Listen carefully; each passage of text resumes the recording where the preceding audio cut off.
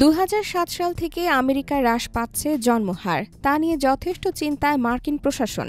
এই পরিস্থিতিতে এবার সন্তান নেওয়ার ক্ষেত্রে উৎসাহ দিতে একাধিক পরিকল্পনা করছে ট্রাম্প প্রশাসন। বিয়ে করলে বা সন্তান নিলেই অর্থ বা অতিরিক্ত কোনো সুযোগ সুবিধা মিলতে পারে আমেরিকায়। যুক্তরাষ্ট্রে জন্মহার বৃদ্ধি করতে ডোনাল্ড ট্রাম্প প্রশাসনের এমনই পরিকল্পনা। মার্কিন সংবাদপত্র নিউ ইয়র্ক টাইমসের প্রতিবেদন অনুসারে বেশ কয়েকটি প্রস্তাব নিয়ে ইতিমধ্যেই আলোচনা হয়েছে। একটি প্রস্তাব হলো আমেরিকায় উচ্চ শিক্ষা প্রতিষ্ঠানগুলোতে ফুল ব্রাইট স্কলারশিপ পাওয়ার ক্ষেত্রে বিবাহিত বা সন্তান আছে এমন ব্যক্তিদের জন্য ৩০% আসন সংরক্ষণ করা। বাচ্চার জন্ম দেওয়ার পর মায়েদের $৫,০০০ বা বাংলাদেশি মুদ্রায় ৬ লাখ টাকারও বেশি অর্থ সাহায্য দেওয়ার কথাও ভাবা হচ্ছে।